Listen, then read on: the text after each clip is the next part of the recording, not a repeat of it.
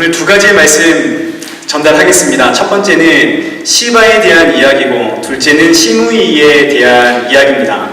먼저 시바에 대한 이야기 말씀드리겠습니다. 우리 1절과 2절 한번 보시죠.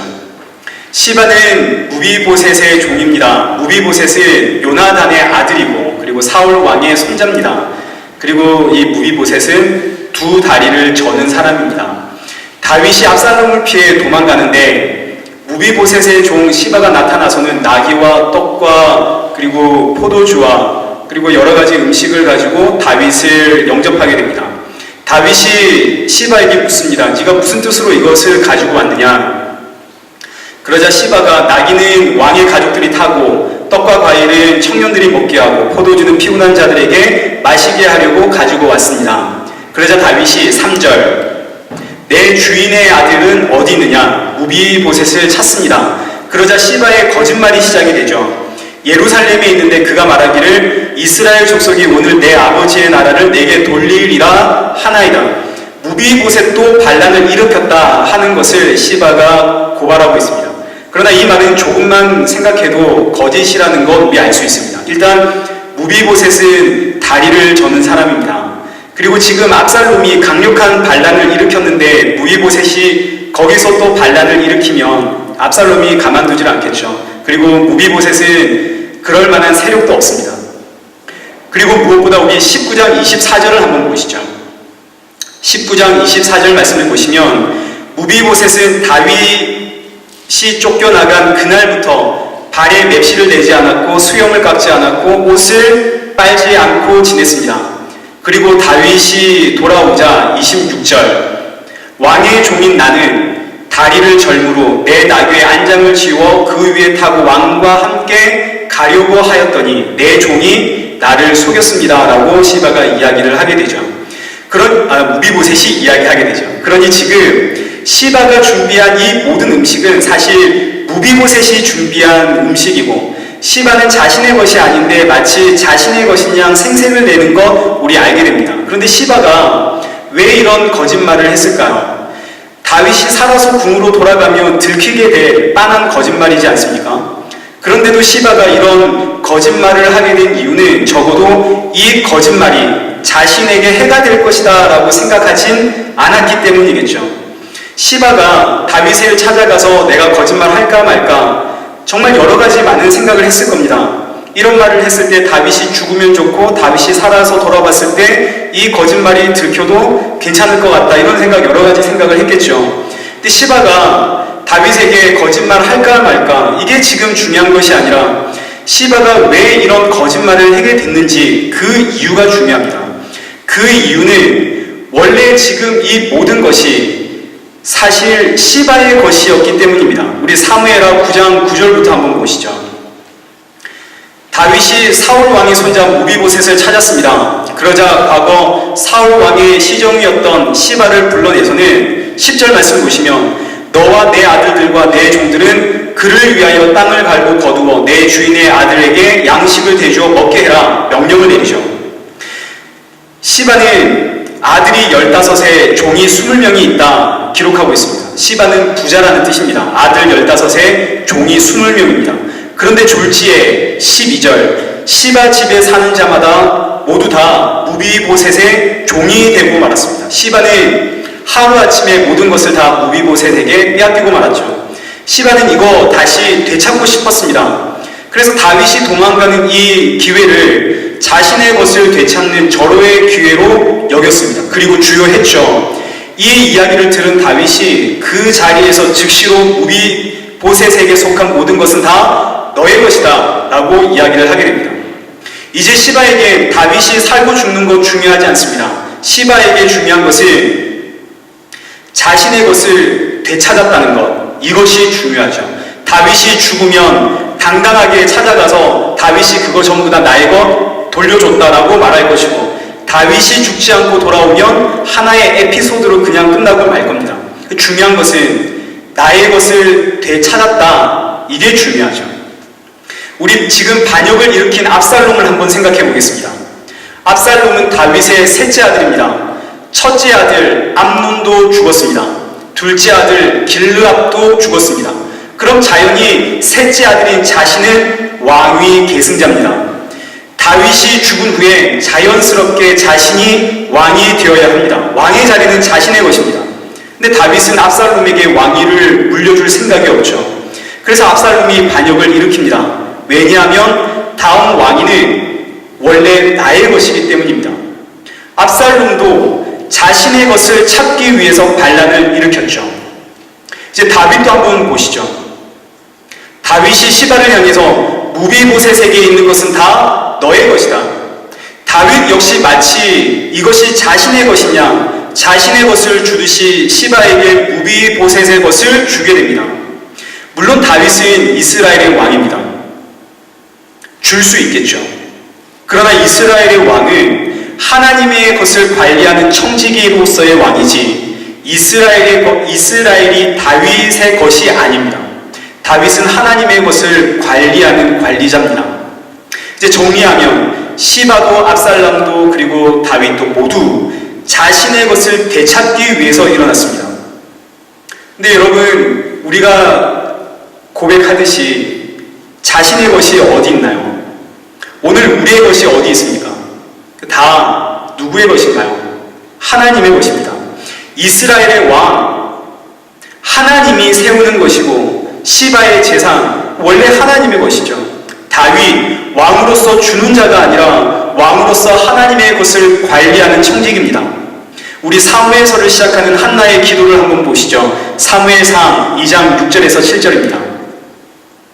여호와는 죽이기도 하시고 살리기도 하시고 여호와는 가난하게도 하시고 부하게도 하시고 여호와는 낮추기도 하시고 높이기도 하시죠. 사무엘서는 그 처음 시작부터 이 모든 것이 다 하나님의 것입니다라고 선포하면서 시작을 합니다. 그러나 사무엘서에 등장하는 모든 인물들은 다 하나같이 이 땅의 것은 다 나의 것이다 착각하고 있습니다.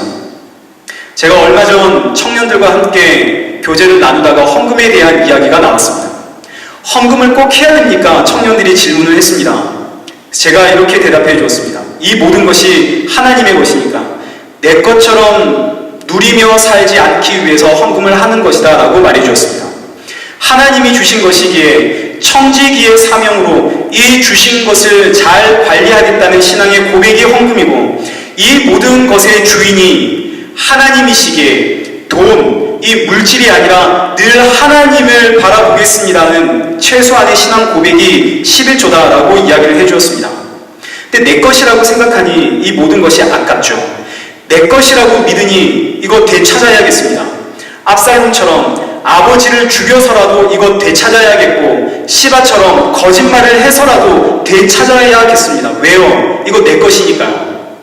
그러나 내 것이 아니라 다 누구의 것인가요? 하나님의 것이죠. 그러니 우리는 하나님이 나의 아버지라는 사실만으로 충분합니다. 이것이 우리의 신앙 고백이 되어야 합니다. 그런데 우리는 이걸로 충분하지가 못하죠. 모든 것이 다 하나님 아버지의 것입니다. 그러니 모든 것을 가지고 계신 하나님 좀 주십시오. 주셔야 우리는 만족을 합니다. 제가 우리 일회교회의 수적인 성장을 위해서 늘 기도를 하고 있습니다. 근데 이 성장이 참 더딥니다. 그래서 때로는 하나님 앞에 원망도 합니다. 모든 것이 하나님의 것이고 하나님이 원하시면 모든 것 다 우리에게 주실 것인데 왜 이렇게 성장이 더딘가요? 근데 저에게 이번 주 목요일날 한 사건이 터졌습니다. 제가 이런 이야기하면 제 처와 제 아들이 되게 싫어할 텐데 제 아들이 차에 관심이 많습니다. 9월 새학기가 시작되었습니다. 학교에 픽업해 오는 친구 부모님의 좋은 차를 봤습니다. 그리고 그날 등교 첫날 그 이후로 무려 2주 동안 내내 학교 가는 그 시간 차 안에서 제 아들이 저에게 이런 이야기를 하는 겁니다. 아빠, 왜 우리는 저런 차 안 사? 아들아, 안 사는 게 아니라 못 사는 거란다. 왜 우리는 저런 차 못 사? 무려 2주 동안 매일 아침 반복되는 이 대화에 제가 너무 지치고 힘들어졌습니다. 아침에 아들을 학교에 데려가는 그 시간이 이젠 가장 힘들고 괴롭고 무서운 시간이 되어버렸습니다. 아빠 우리 왜 저 차 안 사? 왜 우리 저 차 못 타? 그러다 목요일 또다시 시작되는 아들의 대화에 제가 화가 났습니다. 아빠 왜 우리는 저런 차 못 타? 그 순간 제가 너무 화가 나서 아들아 아빠는 저런 차를 탈 만한 능력이 못 돼. 그러니 너는 꼭 저런 차를 탈 수 있는 사람이 돼야. 그랬더니 제 아들이 제가 격하게 반응하니 아들도 격하게 반응을 했죠. 아빠 목사 안 했으면 저런 차 탔어? 제 아들의 원망이 담긴 질문입니다. 제가 계속 못한다고 하니 원망이 섞여서 아빠 목사 안 했으면 저런 차 탔어? 그리고 바로 이어지는 질문입니다. 아빠는 목사인데 왜 하나님은 저런 차 아빠 안 줘? 저를 향한 원망이 하나님께로 이어졌습니다. 제가 가다가 차를 세웠습니다. 그리고 아들에게 말했죠. 아들아, 하나님이 왜 안 주시냐면 하나님 보시기에 아빠가 저런 차 타는 게 좋아 보이지 않기 때문에 안 주시는 거란다. 그리고 아빠는 목사라는 것이 너무 자랑스러운데 왜 아빠는 목사라서 저런 차를 못 타라고 너가 생각하고 말하면 아빠는 너무 슬프단다. 그러니 아빠에게 나는 아빠가 목사인 것이 너무 자랑스러워요. 나는 아빠가 목사인 것이 너무 좋아요 라고 말한다면 아빠는 너무 행복해서 입이 귀에 걸릴 것 같구나. 아빠가 최고라고 말해줄래? 라고 말하고 학교에 데려다 주었습니다. 제가 집으로 돌아오면서 아들과 나누었던 이 대화를 곰곰이 생각하다가 아 그렇구나. 그리고 제가 얼마나 회개했는지 모릅니다. 아들의 이 모습이 하나님을 향한 바로 저의 모습인 것을 발견했기 때문입니다. 제 아들이 저에게 아빠 왜 우리는 저런 차 안 타? 겨우 2주 동안 말했을 뿐인데 저는 아침에 아들과 함께 가는 그 시간이 너무 힘들고 괴롭고 지치고 짜증이 났습니다. 심지어 저를 향해 원망까지 하니 너무너무 화가 났죠. 제가 원하는 소리는 매일 아침 아빠 우리는 왜 저런 차를 못 타가 아니라 아빠 나는 아빠가 최고야. 아빠가 목사라서 너무 좋아. 이런 소리 듣고 싶었습니다. 그래서 결국 차를 세우고 아들에게 다시는 차에 대한 이야기 하지 못하도록 다짐받아냈고 아들에게 나는 아빠가 목사라서 최고예요 라는 소리를 강제로 받아냈습니다. 그리고 제가 하나님 앞에 이렇게 살았구나 하는 것 깨달았습니다. 매일 아침과 저녁 하나님 앞에 하나님 우리 일의 교회 좀 성장시켜 주시죠. 왜 안 성장시켜 주시나요? 물론 하나님은 저와 같지 않겠죠. 저와 다르죠. 그러나 하나님이 만약 저라면 매일 아침과 저녁 주십시오 주십시오 하나님 좀 주십시오라고 기도하는 이 저와의 대화 기쁘지 않겠구나. 그 시간이 되면 하나님도 두렵겠구나 그런 생각을 하게 됐습니다. 시간이 되면 아이고 또 저 소리를 할 텐데 제가 기도하겠다고 폼잡고 앉으면 아이고 또 저 소리를 할 텐데 하나님 얼마나 힘드실까요? 하루 중 제가 하나님 앞에 아침과 저녁 기도하는 그 시간이 하나님 가장 힘든 시간 되지 않을까요? 저는 겨우 2주도 버티지 못해서 아들에게 화를 냈는데 하나님은 무려 10개월 동안 달라고 하는 저에게 참고 계십니다. 저는 차 타고 싶다는 아들에게 저런 차를 탈 수 없는 이유, 어린 이 아들이 이해할 수 없는 그 이유가 저에게 있듯이 반납 달라고 기도하는 저에게 주지 못하는 제가 이해할 수 없는 이유가 우리 하나님께 분명히 있겠죠. 근데 하나님의 그 이유는 조금도 관심이 없고 무조건 왜 안 주냐고 하면 우리 하나님 기쁘실까요? 하나님이 원하시는 것은 주십시오가 아니라 하나님 저는 하나님이 저의 아버지라는 것이 너무 자랑스럽습니다. 저는 하나님이 저의 아버지라서 정말 최고입니다.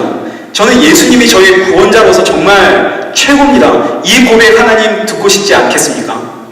그래서 제가 지난 목요일 이후로 아침과 저녁 기도를 바꿨습니다.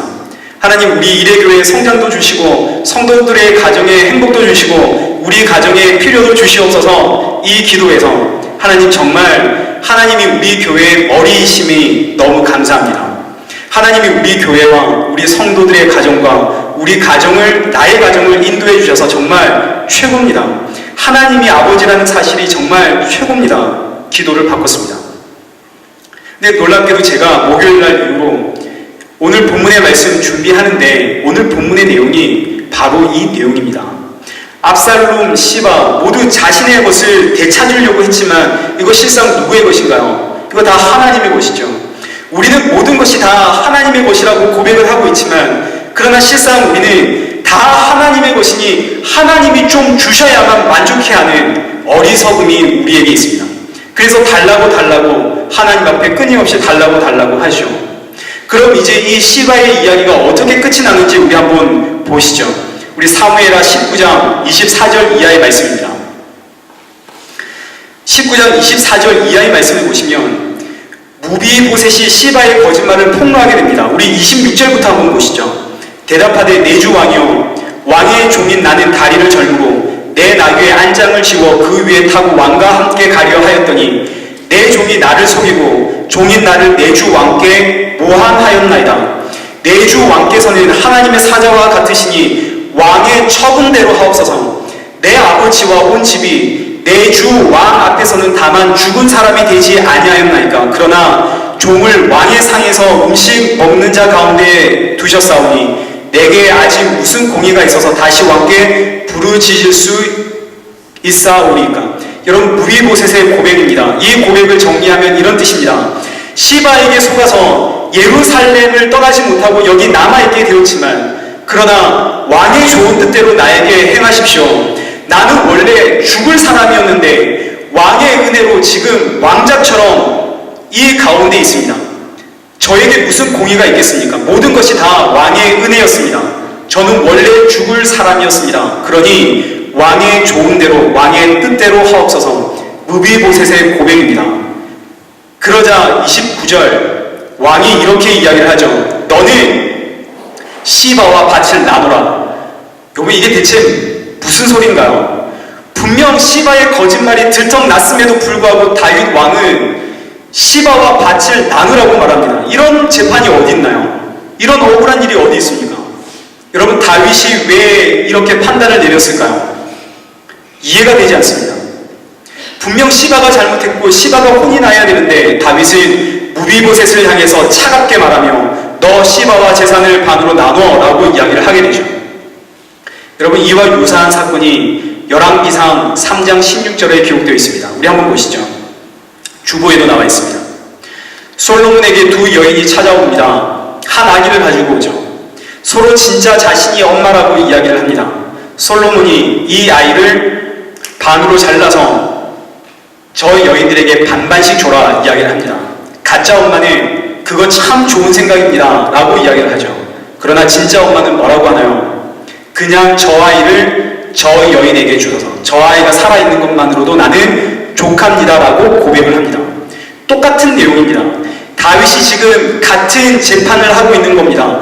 무비보셋은 저는 원래 죽을 사람이었습니다. 그런데 왕의 은혜로 왕자 중에 한 사람이 되었습니다.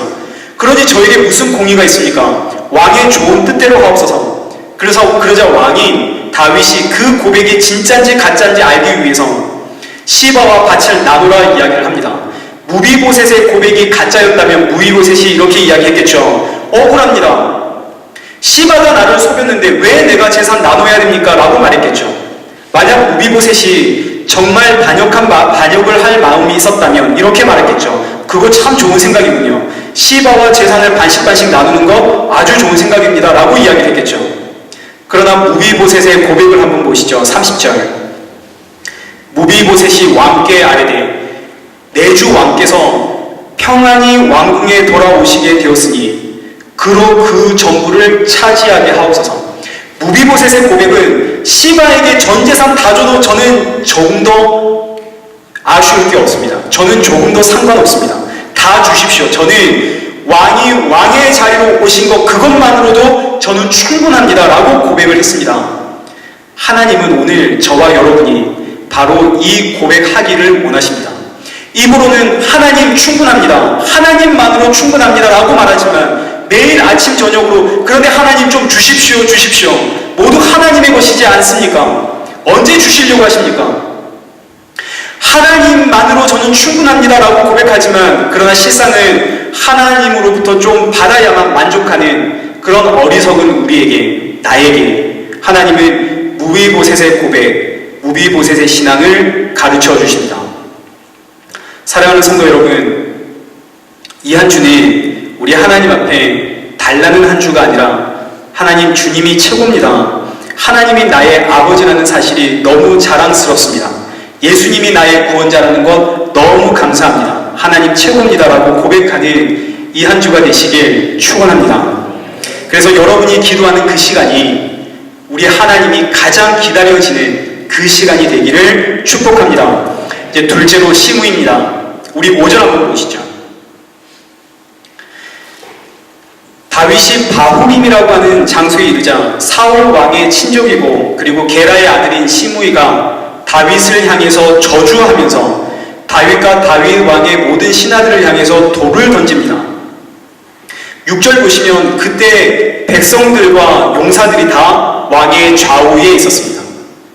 7절 시므이의 저주의 내용입니다. 피를 흘린 자여 사악한 자여 가거라 가거라. 그러자 9절 다윗의 용사인 아비새가 화가 났습니다. 그래서 왕에게 가서 내가 저 사람의 머리를 베어버리겠습니다 라고 이야기를 하게 되죠. 그러자 10절 다윗이 오히려 아비새를 향해서 냉정하게 말합니다. 네가 나와 무슨 상관이 있느냐? 그가 저주하는 것은 여호와께서 그에게 다윗을 저주하라 하심이니 내가 어찌 그리하겠느냐 할 자가 누구겠느냐? 11절 여호와께서 그에게 명령하신 것이니 그가 저주하게 버려두라. 이 사건 역시 시바의 사건과 똑같은 메시지를 가지고 있습니다. 시바의 저주는 이유 있는 저주입니다. 이 저주는 결론에서 살펴보고 먼저 우리 아비새와 다윗을 한번 생각해 보겠습니다. 시므이가 다윗을 쫓아오면서 저주하고 돌을 던지죠. 사악한 자여, 이 사악한 자여 가거라 가거라. 근데 다윗의 좌우에는 백성과 용사들이 함께 따라가고 있었습니다. 모든 이가 듣는 곳에서 다윗의 죄가 폭로되고 다윗의 죄가 지적당하고 있으니 다윗이 얼마나 창피할까요? 근데 다윗도 다윗이지만 옆에서 듣고 있던 용사 아비새가 너무 화가 났습니다. 그래서 아비새가 다윗에게 제가 가서 저 사람의 머리를 잘라버리고 오겠습니다. 그랬더니 다윗은 여호와께서 명령하신 것이니 그가 저주하도록 버려두라 라고 이야기를 하죠. 여러분, 이 사건은 마치 베드로와 예수님 생각나게 합니다. 마태복음 26장 우리 51절 이하의 말씀 한번 보시죠. 예수님께서 잡히시던 밤, 그날 밤에 베드로가 칼을 뽑아서 종의 귀를 잘랐습니다. 그러자 53절 예수님이 이렇게 말씀하시죠. 너는 내가 내 아버지께 구하여 지금 12군단 더 되는 천사를 보내게 할 수 없는 줄로 아느냐? 내가 만일 그렇게 하면 이런 일이 있으리라 한 성경이 어떻게 이루어지겠느냐? 아비새, 베드로, 그들은 지금 이 현실을 보는 사람들입니다. 지금 나에게 처한 이 상황과 이 현실 그 자체를 보면서 분노하고 실망하고 좌절하고 때로는 이 상황과 환경 때문에 기뻐하고 감사하는 철저하게 현실을 바라보고 있는 사람 아비새와 베드로입니다. 그래서 아비새는 저주받고 있는 이 현실을 참을 수가 없어서 분노했죠. 저 사람의 목 잘라버리겠다 이야기를 합니다. 베드로, 예수님이 잡혀가는 그 상황에서 칼을 뽑아서 종의 귀를 잘라버리죠. 반대로 다윗과 예수님, 그들은 이 현실, 이 상황이 아니라 이 현실과 이 상황을 통해서 이루어 가시는 하나님의 뜻을 살핀 사람들입니다. 다윗, 저주받고 있는 이 현실 가운데 하나님께서 명령하신 것이니 그가 저주하도록 그냥 내버려두라. 오직 이 현실 가운데 하나님의 뜻만이 이루어지기를 원했고, 예수님 역시 잡혀가시는, 끌려가시는 이 현실 가운데 오직 하나님의 뜻만이 이루어지길 원하고 계시죠. 오늘 우리는 누구와 같나요? 지금 이 현실 때문에 웃고 우는 아비새는 아닌가요? 하나님의 뜻, 하나님의 계획, 하나님의 사정은 조금도 생각하지 않고 그저 내 형편, 내 상황만 바라보고 있는 아비새 베드로 아닌가요? 이제 결론 살펴보겠습니다. 오늘 본문에는 두 명의 사람들이 소개되고 있습니다. 한 사람은 시바이고 한 사람은 시므이입니다. 시바와 시므이 모두 다 베냐민 지파의 사람이고, 다윗이 이 사람들을 만나게 되는 장소 역시 베냐민 지파의 땅이고, 그리고 시므이가 다윗을 저주하고 있는 이 바울임이라고 하는 이 장소는 사무엘하 우리 3장 14절 이하의 말씀을 한번 보시죠. 14절에서 16절 말씀을 보시면 다윗에게 아내를 빼앗긴 발디엘이 그 아내와 함께 울면서 따라오다가 협박에 못 이겨 다시 돌아간 장소가 바울임입니다. 이걸 다 정리해보면 지금 다윗은 베냐민 지파의 땅에서 베냐민 지파 사람들에게 베냐민 여인을 강제로 데려왔던 그 장소에서 저주를 받고 있더라 하는 거죠. 이 말씀은 단순히 하나님께서 과거 다윗이 사울 왕의 딸 미가를 강제로 데려온 것, 이것을 악하게 보셔서 지금 하나님이 그것 심판하고 있다, 이런 메시지가 아닙니다. 지금 이 메시지는 사람의 한계, 왕의 한계를 지적하고 있는 메시지입니다. 베냐민 지파는 이스라엘의 초대 왕 사울 왕의 가문입니다. 사울 왕은 자신의 소견에 좋은 대로 살아가다가 그 왕권을 다윗에게 빼앗기게 되죠. 이제 다윗이 유다의 왕이 되었습니다. 다윗이 유다의 왕이 된 이후에 가장 먼저 뭐 했을까요?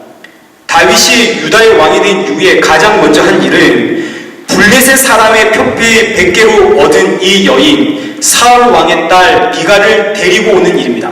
미가는 지금 재혼을 했습니다. 잘 살고 있습니다.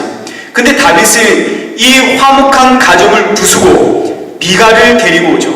왜냐하면 미가는 다윗에게 있어서 사울 왕의 뒤를 이어가게 하는 정통성을 부여하는 상징과 같은 인물이기 때문입니다. 그리고 나서 다윗이 한 일은 무엇일까요? 그리고 나서 다윗이 한 일은 결혼하는 일이었습니다. 우리 사무엘하 3장 2절부터 5절까지 한번 보시죠. 유다의 왕이 된 다윗은 결혼부터 합니다. 지금 다윗을 죽이려고 하는 다윗의 셋째 아들 압살롬 한번 보시죠. 압살롬은 구술왕 달메의 딸 마아가의 아들입니다. 압살롬은 이스라엘의 순수 혈통이 아니라 이방인의 혈통입니다. 다윗이 왜 이방인과 결혼했을까요? 정략 결혼이죠. 유다의 왕 다윗의 힘이 베냐민 지파를 중심으로 뭉쳐있는 다른 10개의 이스라엘 부족보다 약하기 때문에 이방인의 힘을 빌리기 위해서 정략 결혼했습니다. 근데 이거 하나님이 원하시는 일 아니죠. 이스라엘의 왕은 이방인과 결혼해서는 안 됩니다. 그럼 지금 이제 한번 보시죠. 다윗의 죄는 지금 단순히 간음죄, 살인죄만 있는 것이 아닙니다. 다윗은 지금 총체적으로 죄에 오염되어 있습니다. 하나님을 전적으로 신뢰하지 못하는 다윗, 하나님께 모든 것 맡기지 못하는 다윗, 자신을 위해서 다른 이의 평화를 깨고 있는 다윗, 이것이 다윗의 정체이고 오늘 우리의 정체이고 그리고 이스라엘 백성들의 정체이고 그리고 이스라엘 백성들이 그토록 원했던 왕의 한계입니다. 바울이 이곳은 다윗이 자신을 위해서 다른 이의 평화를 짓밟았던 장소입니다. 그래서 성경은 다윗을 향해서 7절 저주를 하죠. 사악한 자여 가거라 가거라. 여러분, 사악한 자의 원 의미는 불량배라는 뜻입니다. 불량배, 여러분 기억나시나요? 몇 달 전에 불량배 설교했었죠. 엘리 제사장과 그의 두 아들이 불량배였고 왕을 달라고 때렸었던 이스라엘 백성들이 불량배였고 왕으로 뽑힌 사울과 그리고 그와 함께 떠났던 그 사람들이 불량배였고 그리고 이제 성경은 다윗을 향해 사악한 자, 불량배라 하십니다. 그러니 지금 사무엘서에 등장하고 있는 모든 인물은 다 불량배입니다. 이것이 오늘 우리의 정체죠. 우리가 다 죄로 오염된 불량배입니다. 오늘 본문 1절을 다시 한번 보시죠. 다윗이 마루톡을 조금 지나갔습니다. 다윗이 마루톡을 많이 지나간 것도 아니고 조금 지나갔습니다. 그런데 여러분, 이 마루톡이 어떤 곳인지 아시나요? 사무엘하 15장 32절 보시죠. 다윗이 하나님을 경배하는 마루턱에 이를 터에, 이 마루턱은 하나님을 예배하는 예배의 장소입니다. 다윗이 압살롬을 피해서 갈람산 마루턱을 찾았습니다. 압살롬을 피해 도망가는 다윗은 이 위급하고 다급한 상황 속에서도 나는 하나님께 예배하는 예배자가 되어야겠다. 하나님께 모든 것 맡기고 예배부터 했습니다. 그리고 나서 이어지는 내용이 오늘 본문 1절입니다. 다윗이 마루턱을 지났습니다. 그런데 많이 지난 것이 아니고 조금 지났습니다. 이 말은 예배 드리고 난 이후로 시간이 얼마 지나지 않았다는 뜻입니다. 예배 드린 이후로 시간이 조금 지났습니다. 그런데 시바가 양손을 무겁게 하고 다윗을 찾아오자 다윗은 시바가 가지고 온 그 선물에 현혹되어서 그의 말에 쥐니를 가릴 생각은 못하고 시바의 편을 들어주게 되죠. 방금 예배 드리고 왔다고요. 방금까지만 해도 하나님께 모든 것 다 맡기겠다고 고백한 다윗입니다. 근데 불과 조금 지나자마자 현실과 상황 앞에서 엎드러지고 말았습니다. 여러분, 이거 우리의 모습 아닌가요? 방금 예배 드렸지만 저 예배당 문 열고 나가자 조금 지나자마자 현실 앞에 넘어지고 마는 우리의 모습. 오늘 우리 김희진 집사님께서 기도해 주셨던 것처럼 그게 우리의 모습 아닌가요? 그래서 성경은 다윗을 향해, 온 이스라엘을 향해, 그리고 오늘 우리를 향해 불량배다라고 이야기를 하십니다. 불량배의 삶은 피곤한 삶입니다. 14절 보시죠. 오늘 말씀의 결론입니다. 왕과 그와 함께한 백성들이 다 피곤하여 한 곳에 이르러 거기서 쉬니라. 왕과 그의 백성들이 피곤합니다. 피곤할 수밖에 없죠. 불량배의 삶은 피곤할 수밖에 없습니다. 현실을 바라보면서 이 현실 때문에 웃고 우니 피곤할 수밖에 없죠. 하나님의 뜻, 하나님의 계획은 전혀 생각하지 않고 그저 내 형편, 내 상황만 생각하니 피곤할 수밖에 없습니다. 남의 평화를 짓밟았지만 나에게도 평화가 없으니 피곤할 수밖에 없죠. 달라고만 하니 피곤할 수밖에 없습니다. 오늘 여러분의 삶은 피곤하지 않으십니까? 하나님은 오늘 우리가 피곤한 삶을 사는 것 원하지 않으십니다. 하나님께서 원하시는 삶은 기쁨과 감사의 삶입니다. 기쁨과 감사의 삶을 살기 위해선 여러분 잊지 말아야 합니다. 이 모든 것이 다 하나님의 것입니다. 내 것이 아닙니다. 나는 그저 사악한 자, 불량배입니다. 심판을 피할 수 없습니다. 마음에 평강이 없는 불량배입니다. 그런데 평강의 왕이 오셨습니다. 나를 구원하기 위해 예수님 오셨습니다. 나에겐 아무런 공로가 없죠.